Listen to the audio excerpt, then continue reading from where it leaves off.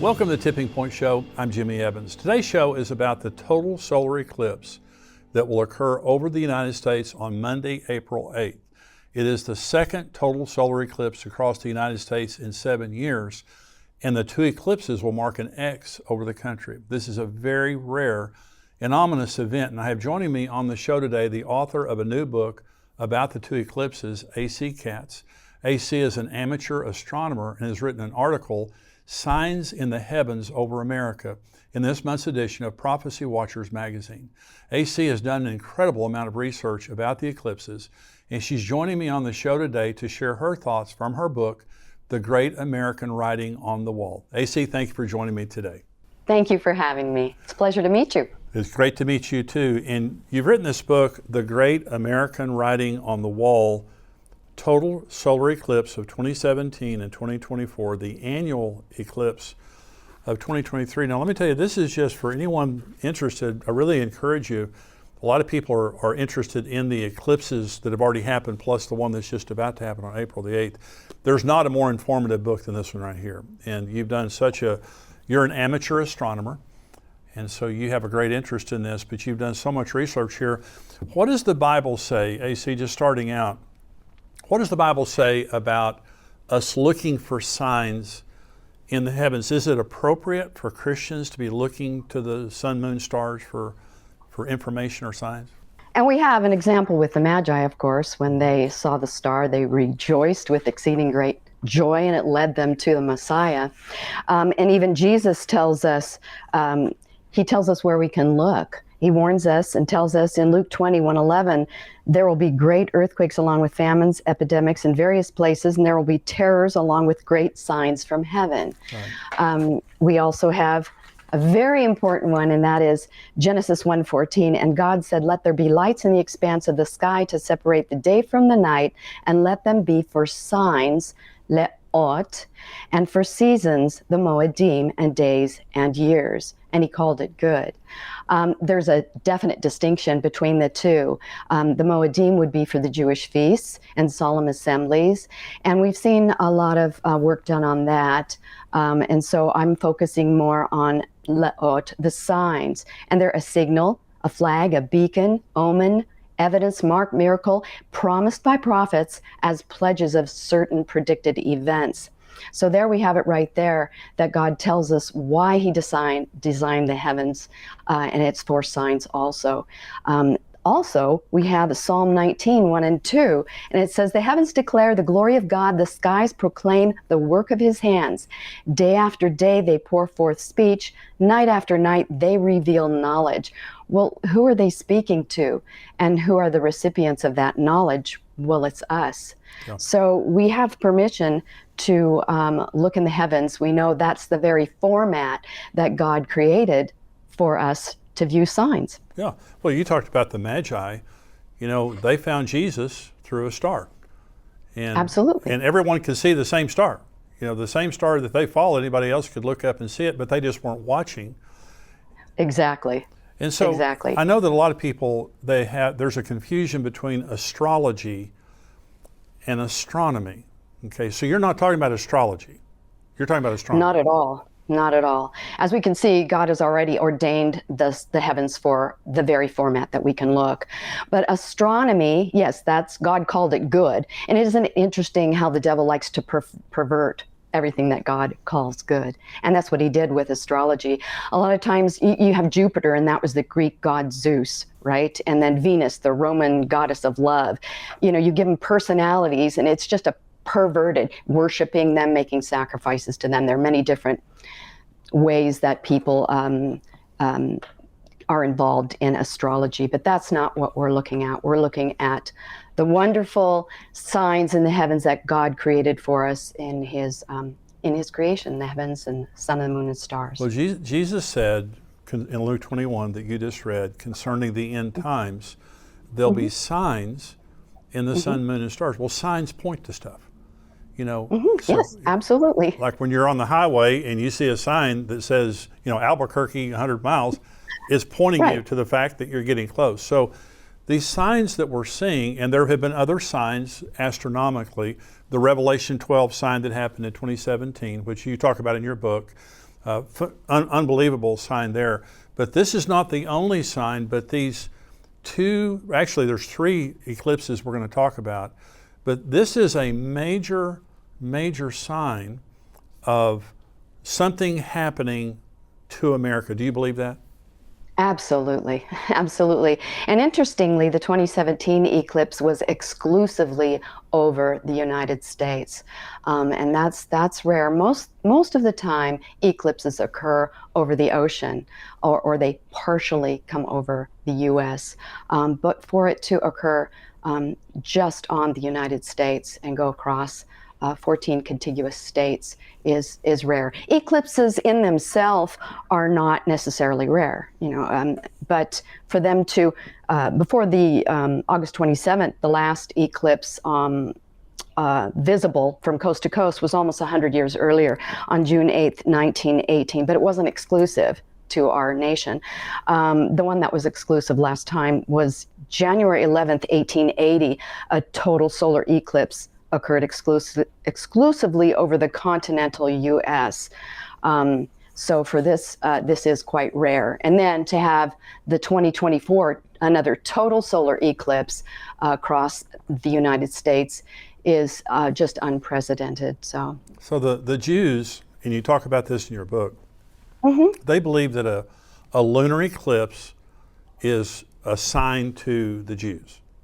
Right. And a solar eclipse is assigned to the Gentiles. Okay. Yes, mostly based on the calendar. They were given the lunar calendar, and so they do their Jewish feasts based on that. So yes. And so in 2017, in other words, if God is trying to send a sign to America, He's using, in this case, the sun and the moon to do it through the eclipses that are happening. Well, when you look at the pattern of the eclipse, yes. and when you look at some of the locations, whether people care to believe that the locations mean anything or not, that's entirely up to them. But as you will see, there are quite so many instances where there were locations covered and events took place.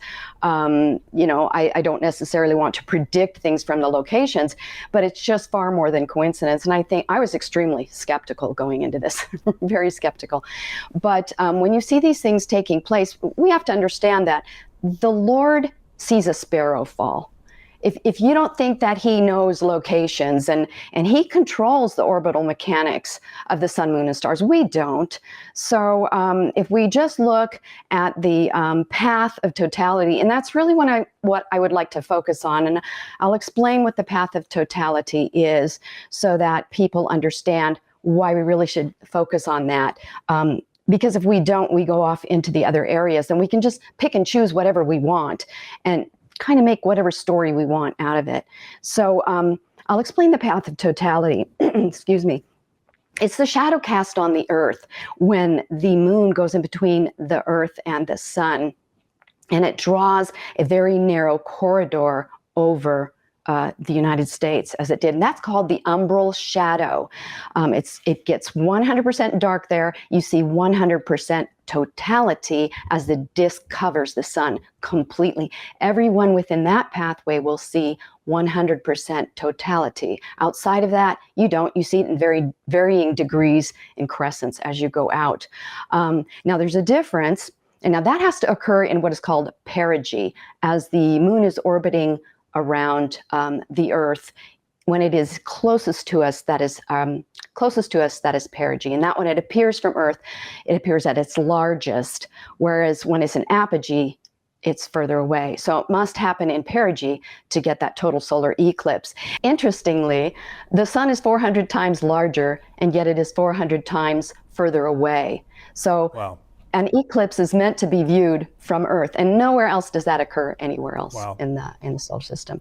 So many things have to line up, and including it just so happens that the moon is at a 5.1% tilt of the Earth's orbital plane. And so it's kind of like a gyroscope. As it goes around, it has to hit this certain section, and that's called the node, right, to line up with the sun. And it doesn't always do that. And when it does, it can still be, a total solar eclipse, but out in the ocean. So many things have to line up for this to occur. And then for it to draw this X across the United Right. States is just amazing. You see how God is in control.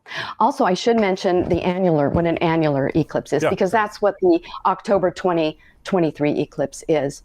And this is why I didn't quite, some people said that I missed the Aleph, and I didn't miss the Aleph. I did see it. If you want to see it's there, it's there. But I just want people to understand that it is different. And an annular eclipse is when the moon is in a different type of orbit. It's an apogee, where it is furthest from the Earth. So when it traverses in between the Earth and the sun, it's further away, so it appears smaller, and it doesn't cover. It's not a total coverage of the sun's disk. So you do see the ring of fire, but it grows dim where you are in the path, but it doesn't grow dark. And it's not called the path of totality, it's called the path of annularity. So it's kind of like if you're going to draw an initial using a Sharpie and then a piece of chalk, and then a Sharpie. So again, people do want to see it's an Aleph, that's all right. But I just wanted to understand the difference. And that's why I was focusing on the 2 total solar eclipses, because those are extremely rare. And we're going to put that up on the screen. The Aleph you're talking about, that's a Hebrew letter. And so the 3 eclipses make an Aleph. Yes, they do. The X plus the 2023. And so, and I think that's very significant, AC. You know, I mean, yes. but even the X by itself is significant as it relates to the Hebrew alphabet. Right. Yeah. One thing I was covering before about the Aleph is, yes, it makes the Aleph, but even if you're just focusing on the 2017 and the 2024 eclipse, because they are both total solar eclipses and 7 years apart, the 2017 eclipse does cover a location called Alpha, which is just Aleph in Greek. Wow. And the 2024 covers actually 2 locations, Omega, which is 2 Tavs. So, so Alpha or Aleph and the Tav are covered in both of those total solar eclipses. But whatever way you want to look at it, it's there, and it's quite amazing. Okay, talk about the 2017 eclipse. Talk about some of the places that it went over, because I think it's very significant. You're not hyping this up. You're just looking at, you know, the path of totality in 2017. We're going to talk about 2024 here in just a minute, but talk about some of the places it went over. Well, there are so many. Actually, in the 2017 eclipse, I've actually recorded 177 locations with, I think I have eight color maps in there, and they're pinpointed locations, also descriptions and how they apply to scripture, many scriptures throughout the book, which is what's important, because I want people to, read their Bible and find those scriptures. That's what it's all about. That's the #1 book, but it really points you towards that and everything that's taking place. And many of these locations and events are spoken of in the Bible. But in the 2017 total solar eclipse, actually, I have to be honest, when I was first looking at this, I had heard, I did this research in 2019, and I kind of wrote my own little book and had it on my desk since then. But I was pretty naive as to how to publish a book and whether anyone would be interested. But my goal was to find out if these locations that I was hearing about and seeing in maps were indeed true or kind of hyped. I didn't know.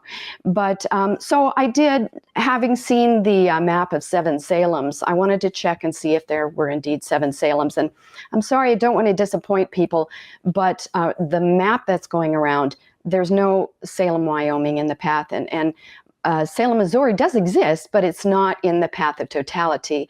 And if people find other ones, I would be just as excited as them to see those. But really, it's mostly Oregon, Idaho, Kentucky, Nebraska, and I think South Carolina. I have it marked down. But and it's in the book. But while doing that, I found so much more. I was stunned to see that at the beginning of the 2017 eclipse, and I see it as a 7-year period. You have this whole eclipse across. At the very beginning of the 2017 eclipse, you see the city of Donald. And I thought, Donald, that's, everybody knows who Donald is, especially back in 2017, right? There was only the Donald.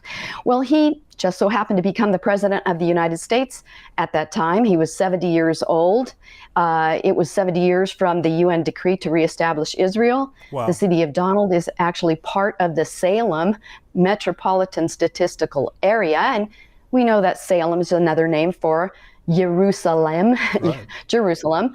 And then December 6, 2017, he announced that something no previous president officially declared while in office, and that is Jerusalem is the capital of Israel.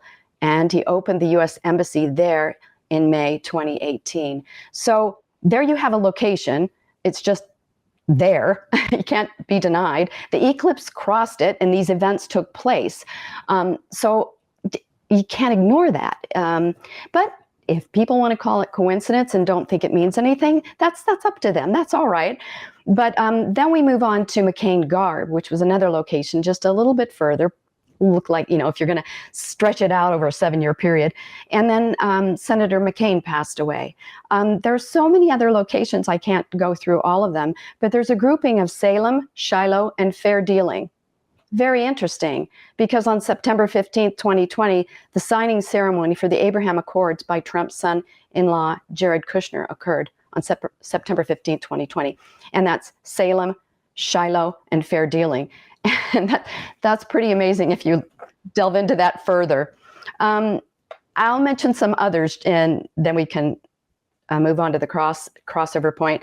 There is a location as you get further towards the middle of the 2017 eclipse, and that's St. Joe. Now, it didn't say St. Joseph or Josephine or anything. It's just St. Joe. Now, some people may say this is a stretch, and that's fine. But you have Joe and Saint, and Joe Biden became the president in 2021, and he's also Catholic. So, okay, maybe it's a stretch, but it's right next to Washington Defiance together, which had January 6, 2021. So I know you can say it's a stretch, but it's there. I didn't make it up. So we'll go on to the crosshairs of the 2017 and 2024 eclipse. Now, there's a crossover point. But what I'm going to focus on is you have the path of totality, right? Where everyone in that path, in the umbral shadow, sees 100% of the eclipse. Just as it moves away from the center of that umbral shadow, the duration is going to be shorter. So what I was looking for was the location that was right on the crosshairs and the longest duration.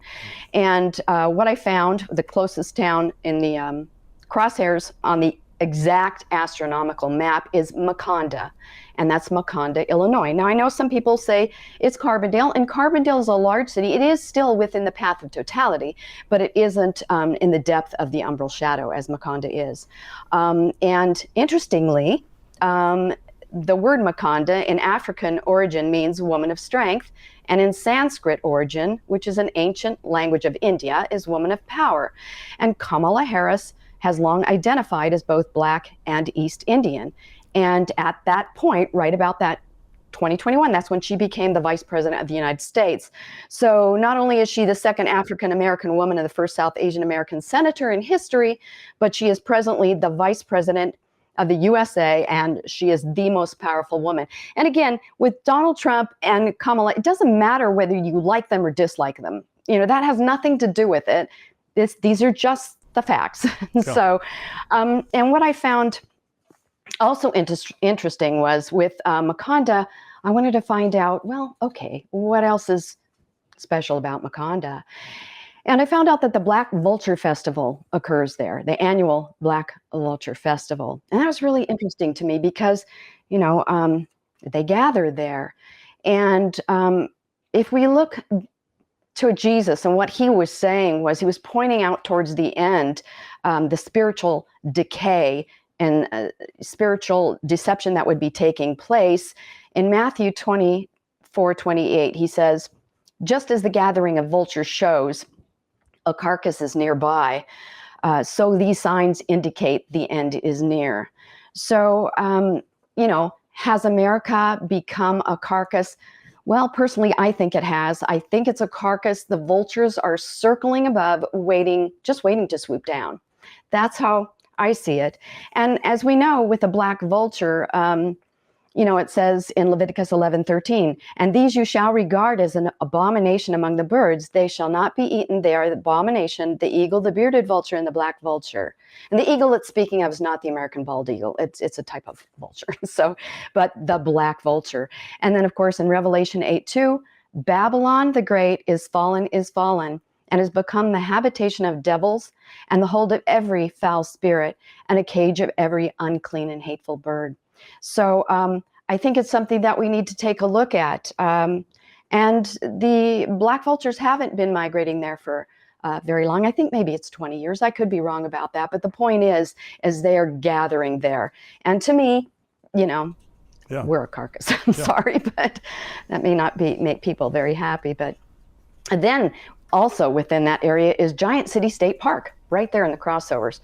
Where have we heard of giants before? Well, Genesis 6, right? And again, Giant City State Park was named for its unique impressions. It looks like it was inhabited by Nephilim and giants, thousands of years ago. But when did we hear about giants? Well, Jesus said in Matthew 24, as it was in the days of Noah. That's right. And the days of Noah were not really a party time. I know a lot of people say, well, it was business as usual and they were being given in marriage. It wasn't the type of marriages that we have going on, nice receptions with big tall cakes and white gowns and throwing bouquets all over the place. It was entirely different. And if people want to look back on Genesis 6 and find out what was taking place at the time, in Genesis 6:4, there were giants in the earth in those days, and also after that, when the sons of God, B'nai Ha-Elohim, came unto the daughters of the men. Benot ha-Adam is the word that was used in Hebrew. So you can see it's daughters of men. But B'nai Ha-Elohim is spoken in Job 38:7. And at that time, he was talking of the sons of God. That was before Adam was ever created. So it's not the sons of Seth when he speaks of B'nai Ha-Elohim here. Came in unto the daughters of men, and they bore children unto them, and the same became mighty men who were of old, men of renown. So it's speaking of the Nephilim and the giants there. Now, this is not an area that I'm an expert in. I do go into it a bit in the book, but there are those out there who've done quite a bit of work on that. And I know L.A. Marzulli, Gary Stearman, I think it's Tim Chaffee, but there are a lot of books out there. So again, I'm not the expert on that, but there are people who are interested in that, and I would recommend. There are many people, AC, and like you said, L.A. Marzulli and others that have talked about that. Mm-hmm. And I had Billy Crone on the show recently, and he was talking about, the aliens and the things that are happening right now. So anyway, go ahead. But that is they have wonderful, in-depth information, and I absolutely recommend them if people want to get into it. There are many subjects that I go through in the book, and I always recommend, it gets to biblical prophetic wars. Go to Bill Salish. That is not my area, but do that. So anyway, as you go into Giant City State Park, we find the Devil's Stand Table, amazingly. The Devil's Stand Table is a unique geologic formation, and it's dominated the landscape there.